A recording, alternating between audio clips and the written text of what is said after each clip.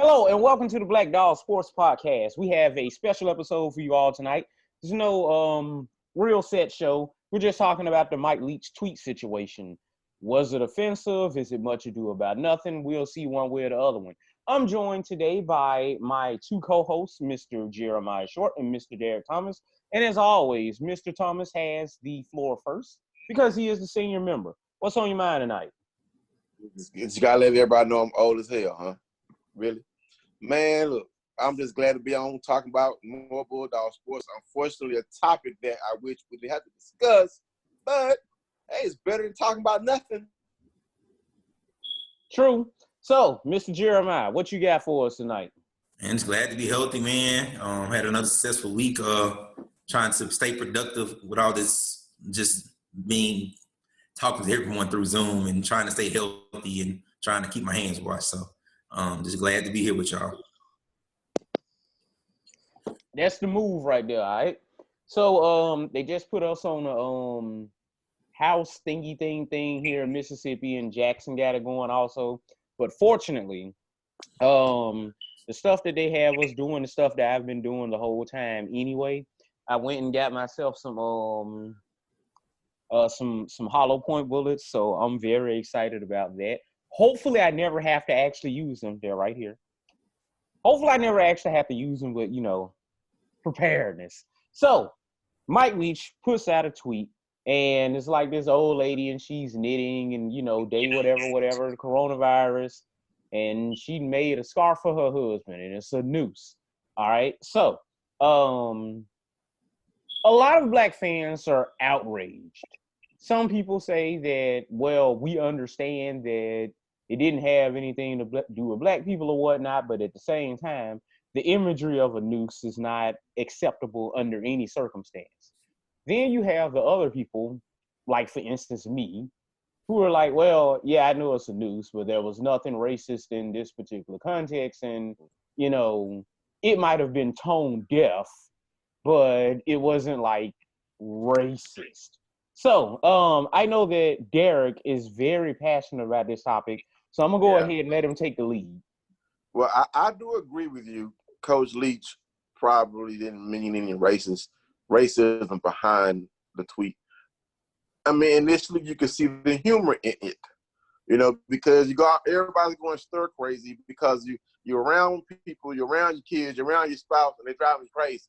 So I just need to get them out the way.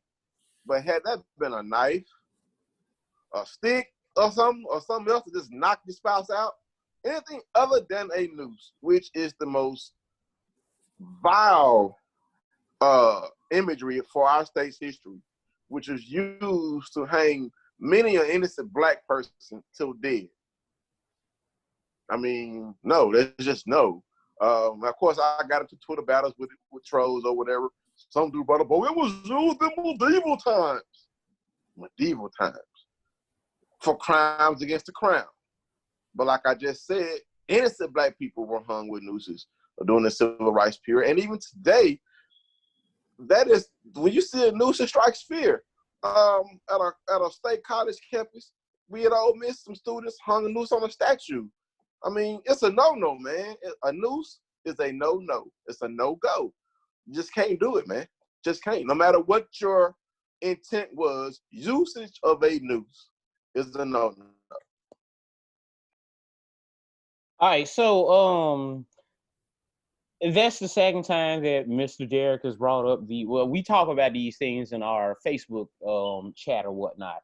And I pointed out the fact that I was actually at not Mississippi State. I was at Ole Miss as a graduate student when that whole new situation happened. And in my opinion, it's comparing apples to oranges, because what happened at Ole Miss was that they put a noose around the statue of James Meredith, the first Black student at Ole Miss. And I said that in that particular case, there was absolutely no ambiguity as to what they were trying to do. And whatever them boys had happened to them, they had coming to them. So I'm like, in that case, we got clear-cut racism, whereas in the other cases, like a guy who's using something that has to do with racism, no doubt, Because if I go somewhere, because like in Greenville, and I've seen places where they have signs up that say, don't put nooses in the trees. And I'm like, what type of stuff y'all got going on that y'all have to put up a sign for that? The fact that y'all had to put up a whole sign saying, don't put up nooses, lets me know that this is like a problem. You don't put up a sign saying don't put up nooses because there was a noose up there like once. This is like a thing. So, and lately, outside of Greenville, got out there, seeing a noose up in the air. Sometimes your natural instinct is to just, play it off. And I'm like, yeah, the imagery of a noose in a tree is pretty clear cut. So I am not going to be the person here to say the imagery of a noose is positive somehow, some way, but I guess I'm playing devil's advocate. Actually, I don't think that it's a big deal at all. I think that folks is bored. But let me go to Jeremiah and get his thoughts. There's 3 different layers to this, and I'm trying to just be brief. I'm not gonna be long-winded as I was last week after I watched the podcast. Yes, I'm very long-winded, but it's 3 different layers. First layer is, same as you were saying, AJ. Is it racist? No, I don't think people are necessarily bored. But he was, of course, being tone deaf. He has to think about the fact, it isn't the fact, if he was in Washington or even the Step Brother program in Texas, he probably could have got away with it and nobody would even really care. We know what we got when we got Mike Leach, so we really shouldn't be shocked by this type of behavior. But it's like a really bad look. You're in Mississippi. Mike Leach ain't some dumb, ignorant coach. He's very well educated. Not saying any other D1 coach isn't educated, but Mike Leach is, I don't know, does he have like a law degree or something like that? I can't remember for sure. He knows what's up. So I think that's one layer to it. Second layer is, and I was watching Undisputed, and Shannon Sharp was talking about it, and I guess we were talking about it in our Facebook group chat. Shannon Sharp was saying, and I'll echo his sentiments, even in his apology, it was kind of one of those Apollo lies. He'll if, I offended anybody with this, it's kind of like, come on, dude, just say, we all know when people apologize, why can't you just say, look, I messed up? It's a bad look. Just say you're wrong. And I think that's what people are looking at. And the thing, sorry. Say what? Because he's not sorry. That's the point. And I think the thing he has to look, it really isn't about us. I know everybody talk about the black fans. There were players who commented on that, what the bleep. And then one of those players that's transferred. I don't know if that's why. It's just, maybe it's a direct correlation. Player complains about coach doing something that he might think is a little racist. These are kids, 19, 20-year-olds. We're full-fledged adults. Of course, we know the world, and then sometimes people don't mean stuff the way they mean it. But you're 19, 20, you're looking at, you got this white dude coach come in. They say he always say crazy stuff. He's supporting these Republican candidates. Then he's sitting up there posting pictures about people's in noose, with a noose. So, you really got to think about that. Then I think the third layer is kind of like what we were dealing with Mike Leach, and something I've talked about on the podcast before. Oops, sorry. That was my alarm. Sorry. But I had to make an alarm to make sure I'm up. So don't we know? The third layer is the fact that his act probably is gonna run thin. We're just not a program. The Mississippi is about being humble. That was one of the issues that Moorhead kind of had. It's just that Leach kind of has a bit more clout because he has a little bit more of a resume. But at the end of the day, what has Mike Leach really done? He's been good, but what has he really done? Has he won not Power 6, a New Year's Day Bowl? What has he done? And to think he could just get away with some of this stuff. He knows what he's doing. I don't want a coach that got all that foolishness going on. That's some Lane Kiffin stuff. I don't have time for all that. I need you to coach football, run your spread system, throw the football around, bring in big-time quarterbacks, and that's all I need you to do. Now, I'm not one time you need to shut up and coach, but maybe he need to think about it. Well, speaking of which, you brought it up. We did have one young man decide to enter the portal, and that young man was one of the players who commented on the tweet, that being Fabian Lovett, a former 4-star recruit, a redshirt freshman, redshirt sophomore now, who started 13 games last year. Right. And he's probably going to be the starting nose guard. In a scheme that fits him. Entering the portal.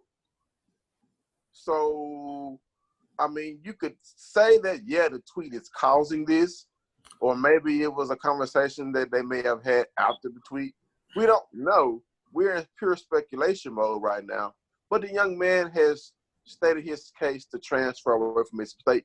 walking away from a potential starting position to having to sit out a year and play and have 2 years left. So I like Fabian Lovett. I would love for him to stay, but if he feels uncomfortable with Mike Leach as his coach, Mike Leach has no one to blame but himself, because you have to know your surroundings. And while I do not feel like Mike Leach meant any racist intent, it's all about imagery. It's all about what people see. And for any black person from Mississippi, the thought or sight of a noose is offensive in any form or fashion. Well, and I think there's no point to us belaboring that point in a way of saying that. Mike Leach knows that. It's not like something he don't know. He knows he's not like that coach like, oh, I didn't realize it that way. Say I'm just gonna be just being personal. For example, like I go to a mostly white church. The church definitely was that way when I first went there. And like a lot of times I've seen where I see certain white people that will say stuff, they legitimately don't realize that it's offensive. Now, I ain't saying like they're better or anything like that than a Mike Leach. They legitimately don't know. Mike Leach, I think he knows. He said it's not the first time he said stuff. That's a little suspect. Now, this is the thing that's gonna hurt him is people looking like, hey, you never had a black dude start at quarterback. There's a lot of things. It's just that look. Now, kind of pulling this back and going back to what I actually was gonna come in on. To Fabian Lovett, I honestly do. I'm not saying he transferred for sure because of the Mike Leach thing. Maybe some other things he said that made him like, I don't know about this dude. But I think he's making a very emotional decision because if you really look at what he's doing, he's transferring. He's going to have to sit out a year. He's already redshirted. So you're going to miss your sophomore year. What if you go to that new program and you don't start? So you may not be starting to your senior year. You're here at Mississippi State right now, where you at least for sure know you're going to be in a rotation in a scheme that you know, with players that you know you're going to at least play. I ain't saying start because you got Nathan Pickering and Alan Love so we'll be able to play this year. But the scheme does fit him. So he has the experience, and he did okay toward the end of the year. So I think he's making an emotional decision, so I'm hoping that he doesn't let this determine his football future because I don't know if it's the wisest decision to leave. Because, I mean, if anything, I think Mike Leach is about giving guys a fair shot. He never seemed like the type of guy that would hold a guy back because of what they look like or anything. Like, I don't think he's that type of guy, but I think he's just a button pusher, and he likes to do things just to push the needle, but that isn't what you're supposed to do as a football coach. Because that can hurt you. Figurehead of a program. You're right, True. Jeremiah. Yeah. We're agreeing. We're actually agreeing. Yay! Yeah. I think he's still operating on a situation where he's never had great recruiting classes. He never really had to recruit at any of the programs he was at to necessarily win. He was comfortable with 7, 8, 9 wins. They didn't necessarily have to be the best team, but in the SEC, you have to recruit talent. And, it looks good right now because we're getting good quarterbacks to come in. 4-star recruit out of Texas. And that's apparently having a positive impact on recruiting, but you can kill all the momentum just like that. Just like that. Just like that. Well, people like parents like, man, this dude kind of racist. Like, I can't fool him. Well, I agree with you. I hope Fabian Lovett takes some time to decide on if he's really going to leave Mississippi State. Maybe he can have a meeting with Coach Leach and clear the air. Because I would love to see him stay at Mississippi State and finish his career. Mm-hmm. But I understand he has to do what he has to do as far as where he feels comfortable playing. Players have to respect their coach. And I think Fabian Lovett has lost respect for Mike Leach with this tweet because. But let's be real. It's kind of more like what AJ was saying. I don't know if AJ you want to chime in with this. It's just like, come on, man. Like, we got to stop this. Like, it ain't that deep. Like, come on, man. Like, this ain't something you need to be transferring over. Or folks like, we can talk about, now we know the full history of Mike Leach. We can be like, all right, this is more of the same.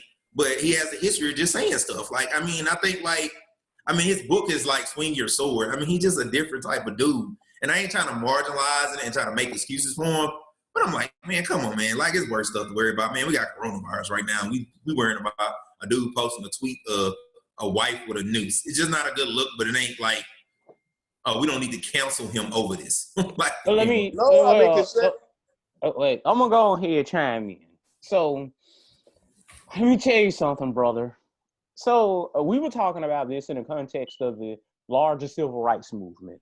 Now, I myself, being a history teacher or whatnot, I was talking about the fact that back in the day when you had the the NAACP Civil Defense Fund and all of those people, they were very selective about the causes in which they took up because we know that Rosa Parks is not the first Black woman to refuse to give up this seat on the bus. Somebody else that did it, but she was like a mom out of wedlock, teen mom out of wedlock. Yeah, I think they did like I think here in Houston, they did like a play or something on her. God dang, this Negro can't not interrupt me for shite. Now I feel like Derek. I was just chiming in with an additional detail to that. Ain't nobody need your extra details. I got this. Anyway, so as I was saying before I was so rudely interrupted, I feel as though that the thing is this, is that for African Americans to overcome, we're going to need allies, okay? So think about what labeling this guy a racist entails. The fact that we're talking about, quote unquote, canceling him. And it's like, we're never going to be able to get anything accomplished if we're always labeling every person who does every little thing as a racist. And think about it, just like, you know, if Derek patted my niece on the shoulder or something like that, and I'd be like, well, Derek's a child molester. You know, it's certain things that you don't just throw out there. You know what I'm saying? And it's like, well, the guy tweeted out a picture. It had a noose in it. There was absolutely nothing within the picture that could be misconstrued as racist. You know, it wasn't like we're going to hang inwards with this noose or that the husband was Black or anything like that. So I'm more concerned about like playing that race card real fast and loose. And do not get me wrong. There are plenty of racist things that happen. I'm not a person who's trying to make it seem like, oh, everything in America is perfect and racism doesn't exist. We live in a post-racial society because we know that. We do not. Like, you know, I work in JPS and I'm surrounded by systemic racism every freaking day. You know, kind of like I went to Ole Miss. I had to stop pursuing my career as a sociologist. I could have went to the University of Oregon with a freaking full ride because University of Oregon wanted me. Number 3 special education program in the freaking country. They are begging me to apply. But I'm like, I don't have enough money to keep this going. I got to go somewhere and actually make some money because I cannot afford to keep this up. Because unlike other people, you know, and the way that college, the way that grad school is set up is like, you can't really work. But at the same time, you don't get enough hours. You know, you had a graduate assistantship and stuff like that, but you don't have enough time to have like a job. But at the same time, you don't have enough to like get food stamps or any type of assistance like that. So it's kind of like, I need to go somewhere and make some money. But that's beside the point. So racism is a thing.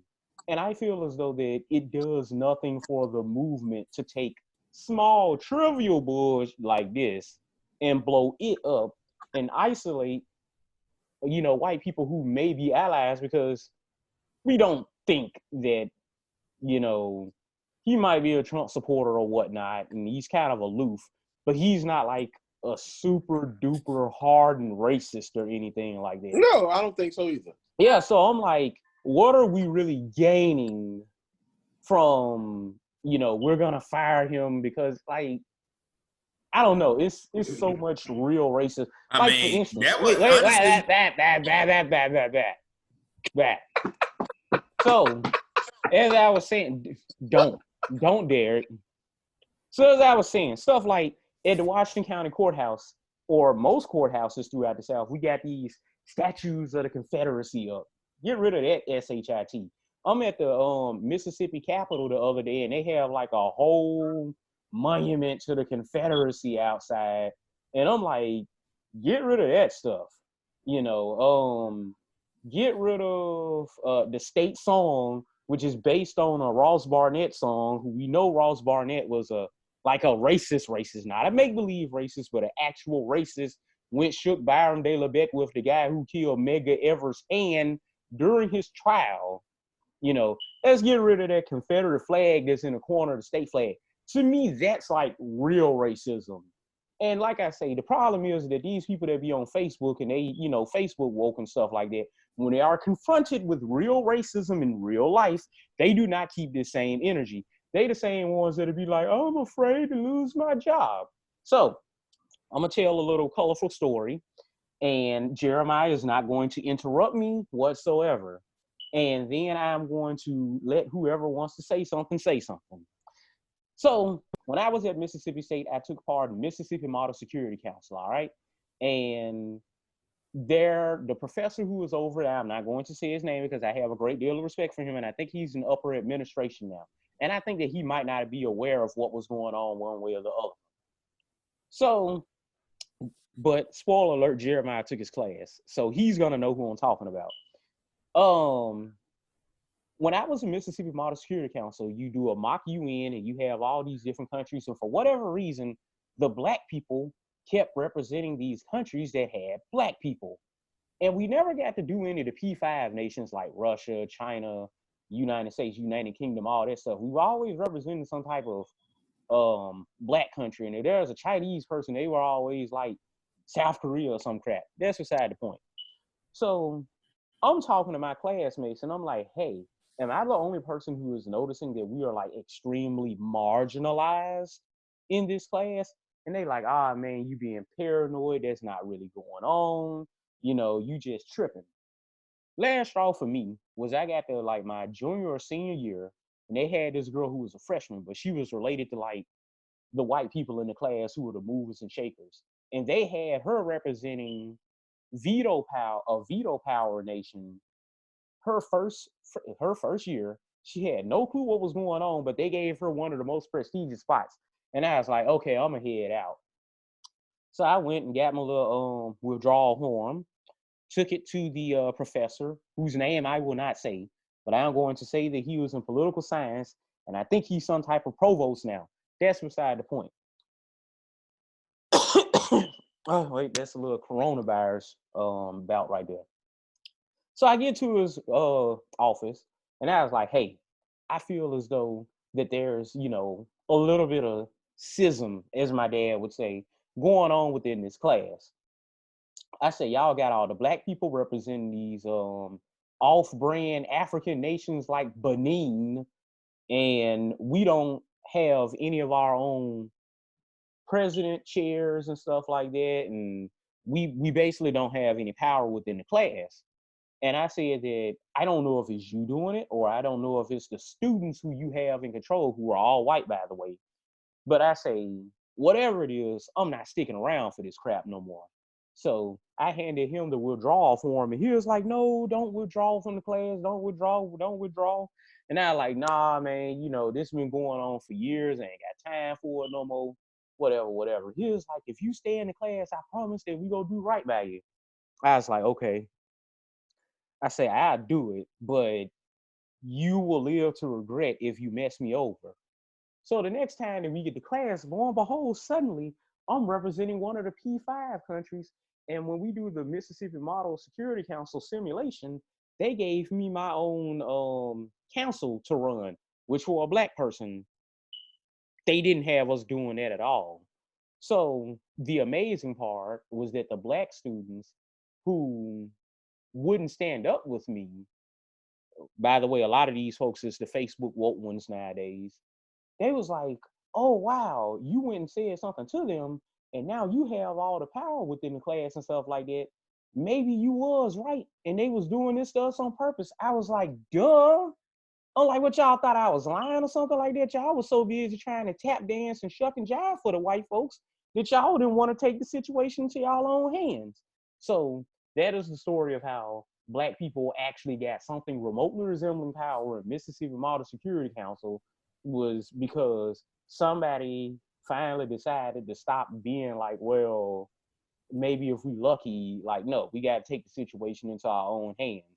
So, like I say, a lot of these folks real woke on Facebook, but in real life, they don't want no smoke. So, you know, that is what it is. So, Jeremy, what you got to say? No, I mean, I thought it was excellent. I think if anything, you kind of shifted the focus of this podcast kind of to what it should be, and maybe the overall thing of what it should be is that maybe we should put that energy to what we should be putting it toward, and actually focusing on real racism. Sometimes it is the systemic stuff. Now, both myself and you are Black male educators, and we really know what's up when it comes to that, when it comes to systemic racism. And, oh, you're never the one they want to give credit for being smart. And I think the thing is kind of what you're talking about with the Model Security Council, how they never gave the Black people the role as the Power 5 countries or anything like that. But in education, like as I study the profession, I look around, you notice any of the people that's dealing with pedagogy or anything how it's supposed to be done, it's never anybody black. It's always someone, maybe Hispanic. Every once in a while you might see an Asian person, but it's normally a white person, generally a white female. So it's things like that, you know, even though half of the kids now in the education system are minorities. So yes, Derek, what's the time now? But I think that's the energy we should be focusing on. What's real racism and like what's really like stuff that's holding us back? Not a football coach putting the noose. What should we really be focusing on? This fake woke crowd. And I probably know some of the people that you actually are probably talking about that are fake woke on Facebook, but they really won't do the stuff that it really takes to actually, you know, I'm a person that say, for example, you know, I go to most of white churches. I'm like, oh man, you go to a white church, you do this, you do that. But I'm like, yo, I'm the one actually in the school teaching these kids that look like us and making sure they do it. And while you talking about it, I'm actually doing something. I'm making sure they can read. I'm making sure they actually can be successful human beings. But by the way, statistically, if one of them has me as a teacher, they have a much higher chance of going to college. So I think I proved myself to be fairly effective with that early in my career. And it's not just talk about myself, but there's other educators like yourself and other people I know that are friends that are educators, they're actually doing it. And then there's other people that are doing things, you know, it kind of speaks to say like Jay-Z. People were getting on him for coming to the NFL. But if you look at that man's track record, that man has helped out with so many causes, not like that we knew about. He was doing it behind the scene. Well, it was in, well, not Charlottesville. Yeah, I think it was. There's so many cases where he's helped out behind the scenes, paying people bail, paying Lil Wayne, people taxes. He just done so much stuff. But then people criticize him because he took the NFL deal, trying to call him a sellout. Like, people got to really think about what they be doing sometimes. Yeah, like I say, I don't want to, because that's a scarlet letter. It's certain things that just like when I used the example earlier of like sexual assault and rape and stuff like that, there are certain things that like you cannot just lightly accuse somebody of, because there's something like, you know, Tommy Hilfiger. Tommy Hilfiger has problems with black people buying his stuff to this day because of a oh yeah, I heard about that. Yeah, because of a bogus chain letter going around talking about he went on to about how he went on to Oprah and he said that he don't make his stuff for black people, whatever. And like I said, to call somebody a racist who is not a racist, in my opinion, is one of the worst things that you can possibly do. So like, there are real racists out there like Tate Reeves. Okay. Well, repeat that. Like who? Tate Reeves. You scared? You know, with your chest. Like those Tate Reeves and the Phil Bryants and all of those people of the world. Those people are like real life racists. Okay. I don't want to get onto my rant about quote white allies within the Democratic Party. Because we don't not have a political show. All right, so Derek, what you got to say about this whole situation about, you know, well, is this real racism? No, I don't think Mike Leach is being racist. His imagery was wrong. I don't agree with Shannon Sharp saying that we should fire Mike Leach. But brother, you kind of get the strike too, really, as far as insensitive tweets that you've made, and you haven't even coached ball game yet. So, I mean, I like Mike Leach for his spontaneity, but man, post about football from now on, man. If it ain't got football, you know, leave politics alone, leave quarantine jokes alone, because his humor is like, it just ain't it, man. I mean, a noose, man. It's just, that's just something that I just cannot support. While I'm a big fan. Hold on, Jeremiah. I got you. I'm just saying, I'm waiting. We got like 8 minutes left. Yeah, while I'm a big fan of Leach, I just can't support, you know, him using that joke. That's a no-no. No, all I was going to say is it's kind of similar to like when Lane Kiffin came to Tennessee and they talked about all that crazy stuff he was doing, you know, just to get attention. And he had to do all that stuff when he was in USC and different places like that. You got to do all that to get attention. In the SEC, you do just the smallest thing, people going to pay attention. People already kind of got their eye on Mike Leach. They want to make us a primetime game. They want to do all those things. But at the same time, like, oh, this is not the move, because he actually has a lot of talent. He has the potential actually to do very well at Mississippi State. And I do feel like we got a chance to go on a good 2-3 year run with him. After that, I wonder if his ex kind of going to run thin. Like, does anybody really think Mike Leach being a little racist is really going to hurt him in Mississippi State in that way, though? I think it would just hurt him globally for the SEC. Him being a little racist at Mississippi State, like, I know we try to make ourselves out like we're a little more evolved than Ole Miss, but are we? So, I mean, you really got to think about that. Wait.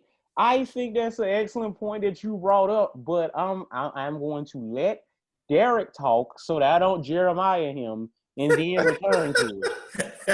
Well, I was just going to say that, the only drawback is potentially any parents, coaches, or players who took offense to that may not want to come to Mississippi State because of that imagery that he portrayed. Even though I don't feel like the joke itself was racist, the imagery in the state of Mississippi is just you can't make an excuse for it. You just can't. It'll blow over though. It's not a big deal. Right. So what I was thinking about was like, are we any better than Ole Miss? Because people ask me all the time, as a person who went to Mississippi State and who went to Ole Miss, like, how is it different? And I tell people all the time that it's not that I don't think that Mississippi State has racist people, just that they don't have the audacity to be overly bold about it. Other than when it's a late night. Look, don't get me started on that story. I ain't gonna bring it up. Matter of fact, yeah, F it. Okay, F it. I'll tell you. We got 5 minutes left. So we got a friend. His name is, we ain't gonna say it, but we gonna say his name is Cedric Fruert, okay? Read between the lines on that, all right? And he went to Northeast Rankin, home of the Bobcats. And it was real late at night. Some guys had just come in from the bars or whatnot. They ringing cowbells. They knocking over trash cans and stuff. Friend Cedric Fruert goes out there to see what's going on, what's all the noise. And he walks up and the boy knocking over the trash can, and friend's like, man, why is you knocking over the trash cans? And he was like, oh yeah, the N-words to clean it up. And so he turned around and seen my friend Cedric, and he was like, oh. Because my friend Cedric is like he's a big dude. He ain't like that big. He ain't like my height or anything like that. But I'd say maybe Derek, I don't know. He's not a small dude. And so the guy tries to attack him, and he like hits him on his back, and the dude flips around, his face turned maroon and white. So, he was showing bulldog pride. Even in the midst of a beatdown, he was true maroon. So there's something to be said for that. But so after the fight, they covered everything up because, the last thing that because, technically both of them, well, my friend could have got put out the university, but he didn't because don't nobody want to have a part of kicking a dude out of the university because he beat up a white dude who, was talking about the N-words is going to clean it up. So they just covered the whole thing up and made it go away. By the way, I did have a problem with it because most of the custodial staff was black, and I did feel as though that a lot of people were trash in the dorms because they was going to have the black servants come up in there and clean everything up. But what else? So anybody got anything that they want to say? We ain't got number like 3 minutes. Matter of fact, let's just do the outros. So, outro. Jeremiah, 3 minutes. What you got? And I just say, man, people don't make too much to do about nothing, man. Don't be like trying to cancel our coach. And something I kind of wanted to add earlier, hey, that's probably not the best look on Mississippi State. You fired 2 coaches in a row off some foolishness. Like, you kind of fired Joe Moorhead okay, we all get it. Maybe it was the right move because of just the culture of the team and all that good stuff. It just was real bad. But it was really bad look. Then you go fire a coach that you paid $4 million. You're going to have to spend money on him. Let's just say we just did that. Like, we're going to show that we don't accept racism. You fired a Power 5 coach who everybody's excited about because of one dumb tweet. and then you fired the other coach because he had no classroom management. Like, I'm done. Right. All right. So, Derek, since Jeremiah took up all the time, of course, go ahead and give us your pardon shot. Man, stay safe, stay at home, social distancing, be safe. Let's beat COVID. All right, bad boy, baby. So I just wanted to put out there that I didn't like Mike Leach anyway. I think he's an overrated coach, and I don't believe for one second that the air raid is going to work. It's just like the full court press in college basketball. It works against undisciplined major teams, but it ain't going to work against Alabama and them. So the last thing that I want to say is that, yeah, we were supposed to be socially distancing or whatever, but as you can see from last week, real N-word got to say fly. So in the words of Vic Schaefer, praise the Lord, go dogs, and K-bye.